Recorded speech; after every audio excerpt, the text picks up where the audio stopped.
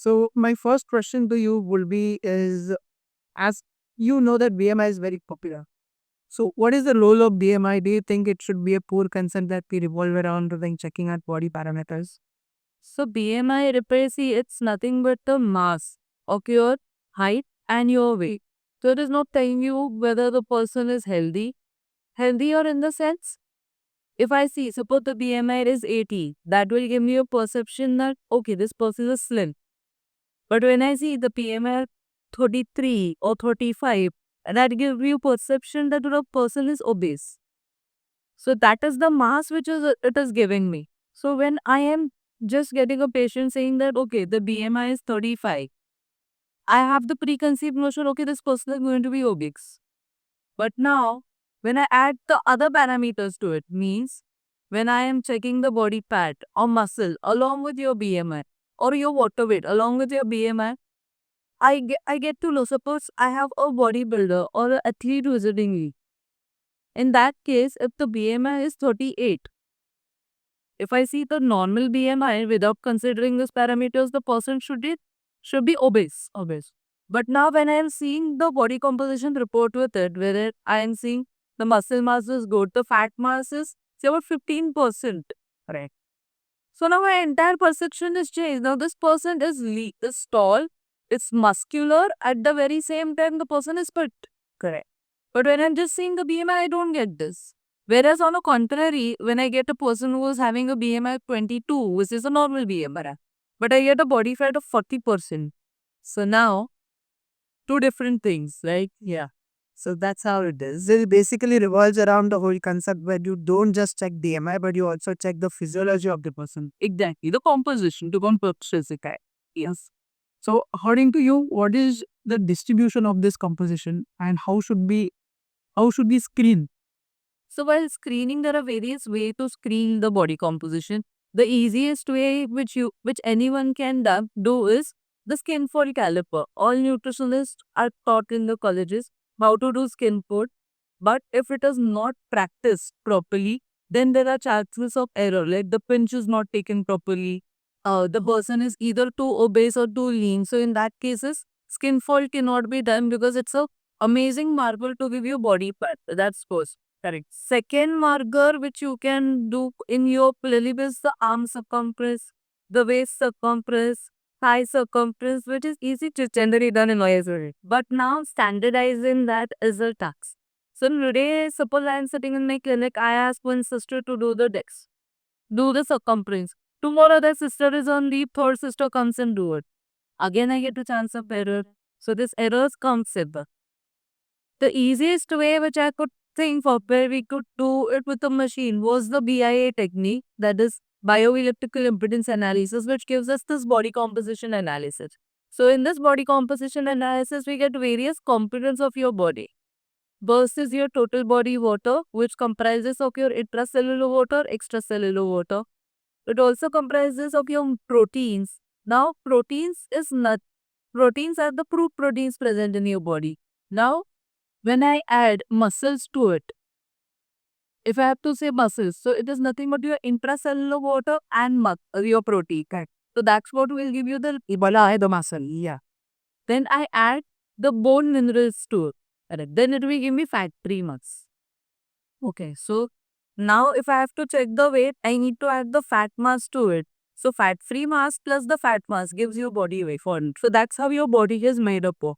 The major component is your total body water, which comprises of 60% of your entire body. Is 60 is what we have generated. And fat for males, it should be somewhere around 20 to 25%. And for female, up to 30%. This visceral fat or in general fat? Overall fat, not specific visceral fat or not specific tubcapes. We went into the breakdown of fat. What would it is? So, if I talk about body composition, so there is visceral fat and there is subcute fat. Subcute fat is one which is present right beneath your skin, and visceral fat is one which is surrounding your organs, major organs. At times, when you don't follow the healthier lifestyle, what happens? We say once on your lips, forever on your lips. So that's how it is forever. But now it's not always on your lips. It goes, it travels, and get deposited in the places where it should be. For example, at a kid deposited in your muscles, there will be intramuscular fat. It gets deposited in certain organs, disrupting the hormones. That's how we get insulin resistance. So that's how the visceral fat gets distributed in our body. It's always surrounding your organs or inside the organs when the lifestyle is not proper, resulting in various metabolic disorders such as diabetes, hypertension. 17 types of cancers are linked to visceral fat individually. So that is the marker which one needs to assess. So basically what we were talking that day, that a fat guy can also be a healthy guy, depending on the parameters and the composition of this. So suppose that the individual, so there are types of obesity. Now, if I consider BMI, yeah, then I consider, okay, the BMI is say about under or normal BMI. Then our next thing which I see is the percentage body fat. Suppose this under BMI with the normal percentage of body fat, okay, but same guy with the higher percentage of body fat, skinny fat is. So we have Dr. Yudnik's and Yudnik's research YY paradox, where we have this skin fat Indian or thin fat Indian YY paradox PS. So that we can classically see here. Also, if I see a normal BMI with slightly higher body fat and higher visceral fat. So classic pot belly which we see in here, that can be seen in these individuals. These are the two scenarios. Now let's talk about obese individuals. Obese, higher percentage body fat, higher visceral fat, the person who they are fat, they are obese. Yeah. Higher BMI, lower percentage body fat, normal this, masculine. Now I'll add one more parameter to it, that is your water weight curve. So initially people just thought BMI correlate with your fat and your done. Now correlate your BMI with your water levels. BMI normal, water level normal, okay. BMI normal, water level higher. So that major component of that person's body is the body water, not muscle and fat. So there is an inflammation. So if you see someone who is a malnourished individual or someone who is connected, the cancer patient or any kind of serious ailments, correct? Liver, renal, everything. So in those individuals, you majorly see there is a fluid retention. So major component of their body is not their muscles or not their fat, but to water quota. So now, if I see BMI is on a higher side, person looks thin. Water is on a higher side, person is still losing them, but there is spitting edema. So that major component of that person is the water weight. That's what the body composition tells us about over BMI. So then there is a third parameter which is the HL is water weight basically one, right? Yeah. So then how do you know? So if I want to advise to the patients, whoever patient it might be, or the obese patient, a diabetic patient, a hypertension patient. So they have a pre-concept of drinking 2 to 3 liters water every day. So is that limited to certain kind of patients, or is it like a general waste? So it's ideally suggested as per the IDA, have 10 to 8 to 10 glasses of water daily. It's the IDA recommendation. But there are formulas where you can actually calculate your body water requirement, fluid requirement. I won't say water. As a nutritionist, I will be looking at the fluid content as compared to just plain water. So we figure out how, suppose for example, I see the individual is drinking adequate amount of fluids. It's fine. I want to say कि नहीं खानी नहीं, it's not you. You're having fluids properly, that's fine with me. No issues. Okay. And fluids majorly can include anything. That also includes your water, your buttermilk, your lemon water, your fruit juice, every outside of sugary drinks. Yes, that is the stick tip for me. That. So coming to sugar drinks, and what is your guidance of sugar and how it is affecting the parent body composition of overall Indian population in terms of obesity? So, if we see the major components of our foods, be it the traditional, any kind of traditional pose because it is diverse. So yes, coming back to hydration, there's one topic that we need to talk about and explore with this better awareness, that is hydration when a patient is dehydrated or overhydrated. What are your thoughts? Personal morphology, we can actually assess hydration and dehydration in the individuals based on their body composition also because we have total body working. The ratio of intracellular and extracellular gives a fair understanding whether the person is dehydrated or overhydrated. Now, if I have to see without the BCA, how I can see the patient is dehydrated or overhydrated? Simple, just ask the patient what is the color of your urine. If the urine is extremely yellow, that means the person is dehydrated. If it is reddish yellow, the person is severely dehydrated. Light yellow, that means the person is normal. If it is white, that means overhydrated. So the color of the urine also talks so many things about the person's standard shape. Wow. So covering up, I think this is something new that we are exploring though. And with the current season, we should definitely look at our nutrition as well. It is water weight is one of the biggest parts in it. So yes. So coming back to the same point that hydration today, if you see the product that are there, sugary drinks are a lot of preconcept of giving you hydration. Glucose is one of the glucose, there is some other brand is there. So if I see the trays, if I see energy drinks, they're loaded with sugars, but they feel they're loaded with electrolyte. Example. If you want to have an electrolyte, probably prefer something which is sugar free. It is also easily available in the market. Or else the best hydrators. One is your watermelon, second is your coconut water. It hydrates you better than your water. Or just have your basic Nimbu Pani at your house with some amount of salt to it and lemon. It will give you the refreshing. Add mint to it. That will be also very beneficial for your health. So just have that and that keeps you hydrated. That is fine. Because currently if you see the weather, you can also add chia seeds to your water or some seeds to your water, which will also make you that much of hydrated because it also holds water. At the very same time, it will work like a fiber. It will help for your weight loss. It will help to keep the cholesterol and control many things. But these specific ingredients only come out in the summers and it. Not really. Some people they consume it. So chia seeds has become a trend. Yeah, and sabja seeds is again in the trend. Or if you see juke, but juice without a sugar is something one needs to be preferring. And Habitual. yes, if you want to drink the juice, otherwise prefer the whole fruit. Because that fruit is going to give you fiber, vitamins, minerals as compared to that juice because it's blended and it's gone. Yeah. Seed, we can see. So following upon this, coming back to a very major point of a podcast, that is nutrition. So now, how would you connect the nutrition assessment and the body composition assessment? What are the factors that play a role? So now, if I have to prescribe the diet looking at the body composition report, so certain parameters which I look forward. First is the body fat, visceral fat. Second is skeletal muscle index and the body cell mass. Now, skeletal muscle index tells me whether the person is sarcopenic or not. The person ends up losing their muscles, or there is huge amount of muscle breakdown. So, SMI, that the skeletal muscle index, will tell me about the sarcopenia status. Then, accordingly, I adjust their protein. Then, their percentage body fat is high. We'll see to it that it is reducing that body fat out, or it is getting the fat out of the system.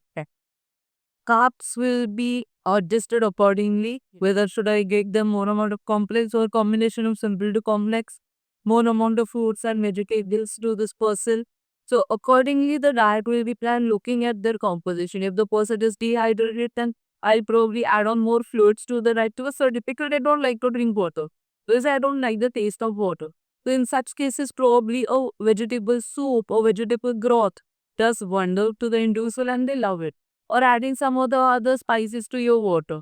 As simple as your cinnamon. One, it will take care of your insulin levels. It will help for the growing the insulin sensitivity. Second, it will also help to give you the flavoring to your. So like that, you can add some of the other thing to the water. The easiest people do is they add NL6. Right. So it also gives one kind of flavor. Also, it gives you cooling effect like subcha. So again, it's a taste. Certain people make this variety juice and they drink it because of the same purpose. So I will add such things depending upon the population. Okay. Oh, so when you talk about composition, so when we talk about two teeth, I mean, you talk about that. So is there a particular percentage of energy attached to it? Or is there any particular criteria or a specific kind of patient to have IBD? Because Indian diet is yes, lack of it. So there was a survey back in 2018 where the survey states that 95% of Indians are having poor muscle quality. And many people, the number is not clear. It's 80 to 90% of Indians don't know what are the good quality or good sources of protein. That is the most important thing to understand. See, for people they say मैंने आज रोटी खाया, मैंने आज सब्जी खाया, मैंने 10 gram protein मछली में पाया. But it's not that. They think the vegetables contains protein. But then they come to nutritionist and for me it's not a protein. It's an incomplete protein. Only when you're having a carb is an incomplete protein. We need to see a carb along with a proper protein, that is your cereals with your pulses to give you high biological value protein. Then we have your complete protein like eggs, like chicken, fish, or poultry items which you get considered these are the good quality protein. Then comes incomplete protein or second class protein, which is only your cereals or only your pulse. That's why we go back to our tradition. We have people saying अरे दाल और rice खाओ. Yeah. रोटी खाना है तो उसके साथ कुछ pulse खाओ. And the vegetables given that adds to fiber. Because we also need the droppage to get the excessive things out of our system. Otherwise, there is constipation, there is diarrhea. So we need soluble and insoluble fibers in your diet. So that is the thing. When you talk about first order gluten, people don't understand that there is a certain protein amount and there is also a carb amount associated. Yes, sir. So, answering your question back, when we see talk about the Indians having this knowledge, so the knowledge is really poor. First, you need to understand what are the foods which gives you protein, what are the food groups. So, the foods are also divided in certain groups. You have your cereal group, you have your pulse group, then you have your milk group, you have chicken, you have eggs, you have fish, you have got mutton, then you have your nuts and oil seeds, you have oils and sugar. So, these are the food, we have 5 food groups. So basically pyramids, food pyramid. So in that you need to understand which foods gives you how much protein and what is the quality of that protein. If it is an incomplete protein, then you are actually not getting that. So that is one thing one needs to Yeah. And majority of the Indian population is a vegetarian class person. So vegetarian, so in such cases, what we can do is milk and milk products of good sources or give them tri-dialysis or value proteins. Secondly, we have the protein supplements. One can consume that depending upon their requirement. So people say, I can high protein. And then we calculate it's not there. So the research which I was saying, the survey states the person is consuming, you can also do the hacker where Indians on average basis they consume 0.4 to 0.6 grams per kg body weight protein, whereas the ideal requirement is 0.8 to 1 gram per kg body weight. Energy depending upon their weight and their targets where they want to, somewhere between 18 to 25 kilocalories is been given per kg body weight. So depending, someone wants to lose weight, someone wants to do diet maintenance, or someone wants to gain, depending upon that. Carbs should be 45, minimum 45 to maximum 60% of the total calories. And fats 20 to 25% of total calories of what they are consuming, one should be consumed. And this is only for general population. If you look at the diabetic or any chronic ailments, the requirement changes. So accordingly, it should be monitored and titled with a proper qualified individuals. There are many people who practice, they say, no, we are a dietitian, we are going to give you this, we charge you less, come to us. People go. And when they don't follow a proper diet, especially diabetics, India has become a diabetic population. So when they go ahead, they do, people put them on metformin without a doctor consult. What happens? They end up going to a renal failure and then the case comes to us at the thick up ball. So it's very essential to properly focus on a qualified people. Visit your doctor, do your proper test and have a proper meals. And do your composition. Everything is connected and interrelated. So visiting the people, following the things is most crucial. So how often would you tell a person or a patient or a normal uh, person or anybody from your family or somebody to go and do that parameter test per body composition? How frequently should he? For body composition, I ask my patient to do it once in a month. That is mandatory for them whenever they are meeting me. Ideally, it has been advised to do it twice in a month. After that is the gap of 15 days. For some people, it is not feasible, or some it is uh, they simply cannot do it because of the lifestyle. So, yeah, And BMI the warrants on the cost side. not really, because if you see current rates, if someone can afford a pizza for 1,500, they can actually invest something for their health. Okay. Wow. Yeah. That I didn't know. So if you can afford something which is really on a higher side, then why can't you do this? Yeah. And there are various places will do it for free of control too. The only efforts is required to go get your test in and come. That is the biggest stuff. Yeah, it is available for free for various places that are available. To someone who cannot afford, I understand. All respect to them. But that is available free also. No one is forcing you, no, you go there only and do. Yes, you to get up and do. All I want is show me the report. We'll work ahead. Following up, what are those small changes or some particular changes you would suggest? First and foremost, what I would suggest is whenever you're consuming your food, see that you're consuming it in a proper food order.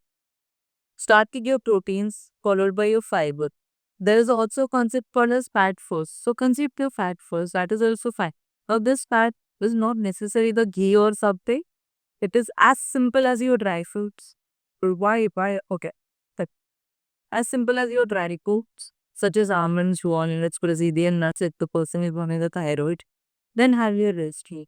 Why this? And adding to that, first and foremost, it gives you satiety. It prevents you from overeating. Okay. And now when you're having this, being a diabetic person, that is beneficial. Being a obese individual, that is also beneficial. And someone who has a smaller appetite focuses on protein, fiber, and little amount of stuff. That is also beneficial because it is preventing someone to get into salute. Yeah. And as to better. Exactly. So that is one thing which I would suggest. Yeah. Okay. So now coming to the whole summary, I would say that there are some nutritional roles. There is water retention, water weight. That is a very key factor in body composition.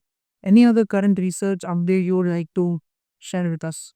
So there are huge numbers of researches going on, and if we see the individuals, whatever is available online or what social media picks up, they try to follow up with the trends.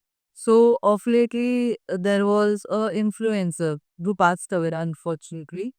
She was advocating only clan food, like only true type. We also know there are various people, the famous personality, won't name that, who tried only food diet, but at the end of the day, they were pancreatitis. And that influencer, she passed away. Why? Because first, the food is raw, it is uncooked, there are higher chances of person getting any kind of thing, then get lots of infections of that. Yeah, lots of infection because the food is not washed. There are food contamination taking place. So because of which, what happens is, the person falls ill, and then the one to be claimed is the excel themselves. Yeah. Why to blame dietitians? Because you never visited dietitians. You just followed on the trend. There are so many trends. There is 18-20 rule. There is 3 days fasting rule. Yeah. There is detox. Someone who is just on the limit.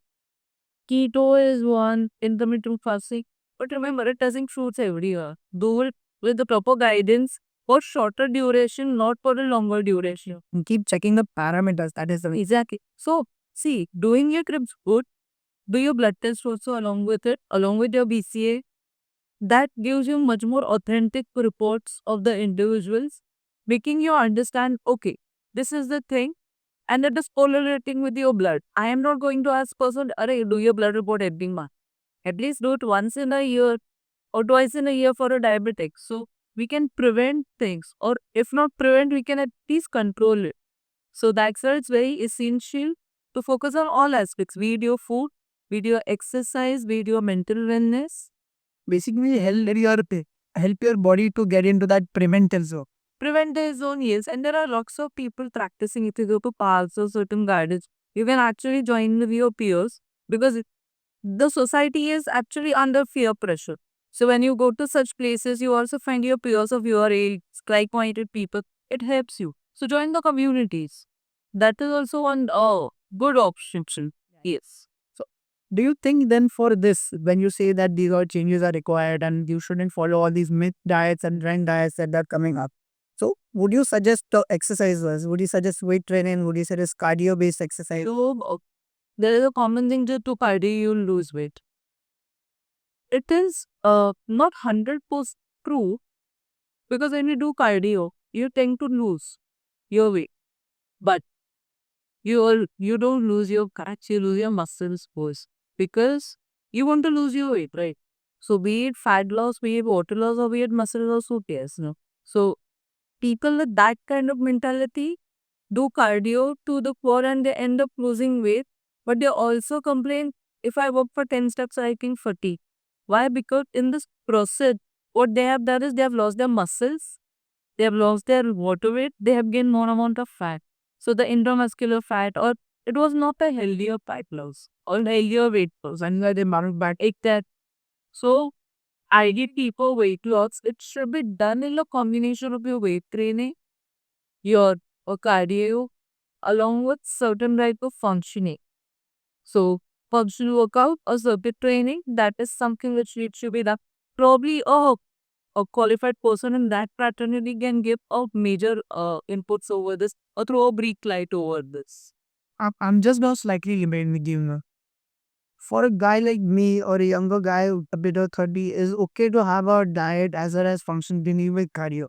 But for a person who, because my mom did, my dad did, for example, above 40, above 45, who are want to get fit, who are in that fit zone, who are able to sustain for the day, and they are having protein with the 50 gram, 60 gram protein per day. So, what exercises they should?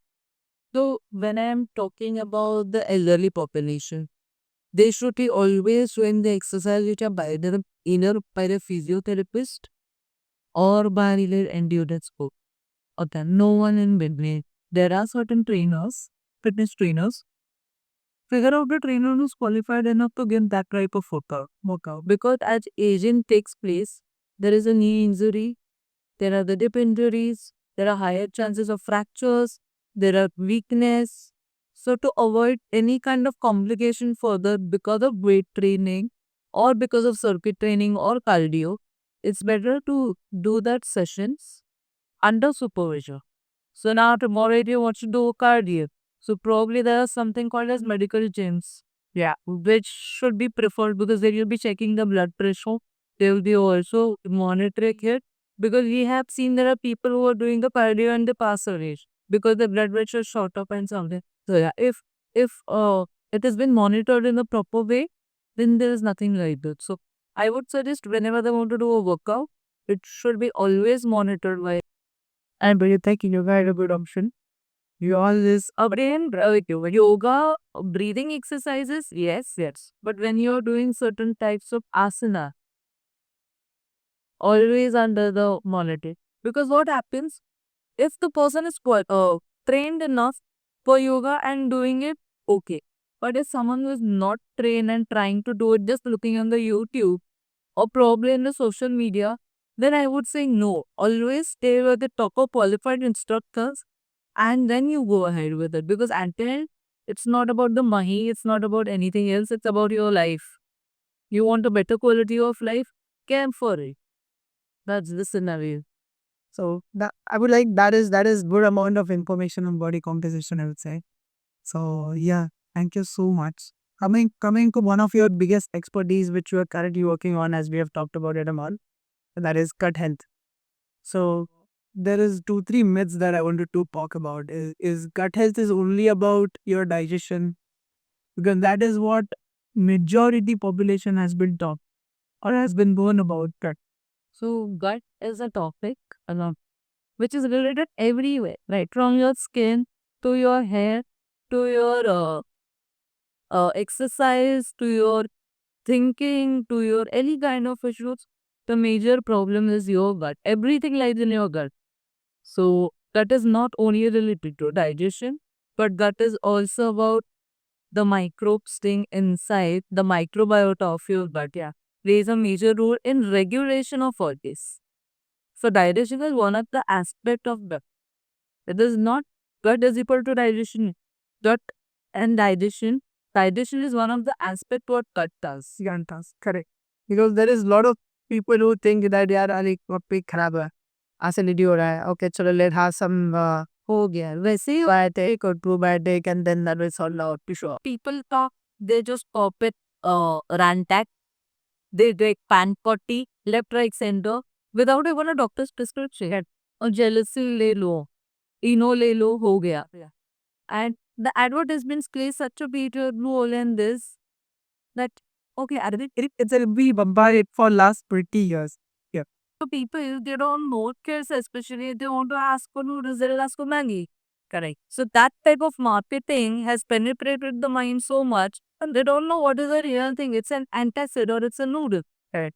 So that's how the different. So what would you suggest to actually help your gut? Now today if I go and talk to any certified dietitian or if I come to you, so what would you suggest for me to get my gut in check? So to understand your gut, there is a test called gut microbiome test. So when you do the test, a DNA sequencer is run over it. So based once it is done, it's a process of 50 to 20 days approximately. And then you get your results. In that results, you'll figure out what are the good microbes present in your body, what are the bad microbes present in your body, what are the requirements of your body in terms of the probiotics, which are the good probiotics you require, and now distributed your kingdom is inside. But because our body has funguses, has viruses, has bacteria, parasites, more everything. So which is on a higher side, which is on a lower side, or how we can control it. So that everything we get it mapped in this gut microbiome text. Yes. And then this is linked to your whole body composition and genetics. So we had patient, a young girl who was also an influencer. She was having breathlessness for longest period of her life. Then we did her microbiome text. We figured out she has good amount of funguses, certain bacteria and certain parasites present in the body. Young girl, 40-year-old with 12 to 30 pan microbes and very few good microbes were there. And she used to get breathless. So we started with the line of treatment. Both we put the person on detox.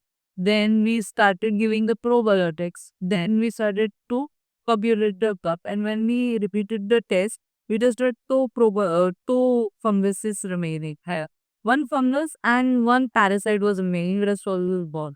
And she was not feeling breathless anymore after 1 month of the treatment. And poor said, now we are putting her for a weight gain because what happens? People say, अरे weight loss हो रहा है, कुछ issue नहीं है. But when we see, it was all related. So because of this, that we could help her to have a better skin. We could help her to have a proper lifestyle where she is no more breathless. And now we are actually working for her to gain weight. Because from 55, she has become 35. So 20 kg weight loss, it's Happened because of their gut composition getting.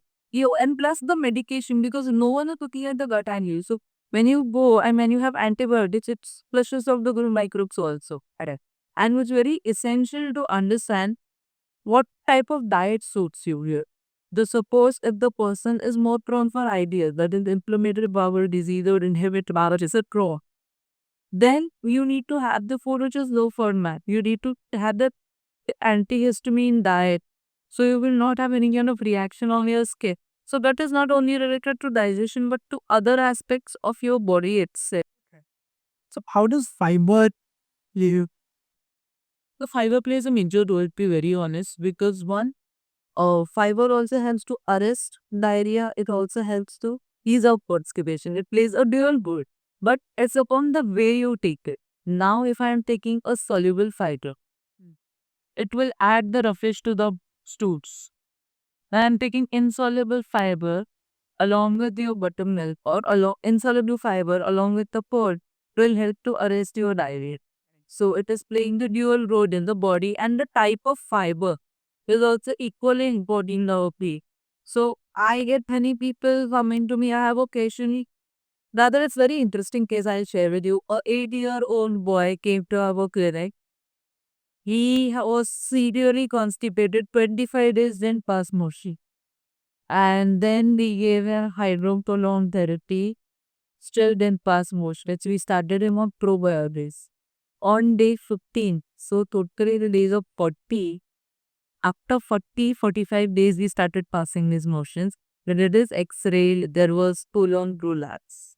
In this 8-year-old child, lots of bloating which was taking place. The child and the parents, they traveled to 7 big hospitals across Maharashtra, Hyderabad, and couple of more places. And then they came to us, and this was the outcome. We sorted the child, we take the small and treatment knees, one which is with insoluble fiber and soluble fiber combination. Majorly the soluble fiber rather than insoluble because the gases nahi hone chahiye. क्योंकि insoluble packs the thing. Yeah. So we started, and then once the child started passing motions, we were on okay, fine. If this 40 days, rather 15 days when the child joined her, even we asked as a child is not pooping. It's still 15 days. And we are just thinking we feel bad, but the child is living it. So, not all probiotics are good for you. Not all prebiotics are good for you. Always consume which is good for you. Because people they say, अरे इसमें probiotics है, चलो ले लेते हैं. इसमें prebiotics है, ले लेते हैं. No. Just see which is required for you because certain things can look good, but they're not good for you. For example, there are certain strains which you consume, and if you consume that in excess, it will lead to disturbances. Too much of everything is not good. Correct. So probiotics, everything is not. Even if you take little of everything, still it is not good because too many things at one go. So you need to be very wise choosing your probiotics which is required, and you cannot take probiotic directly. You need to prep your body before you consume the probiotic. Yeah. So that is also equally important. Because the moment you start with your probiotic, people say, मैंने ये खाया मुझे bloating हुआ. I got constipation, I got diarrhea. That's just bound to happen because you need to take a probiotic in particular manner, particular time. And at the very same time, those probiotics lives on your polyphenols. Right? To accompany it, no. And if you don't, later on, right? Later on, you become food on way to them. Then how are they going to survive? So you put it in and it comes out as a I think that is a whole lot of session of nutritional information today. Yeah. Yeah. Amazing. Amazing.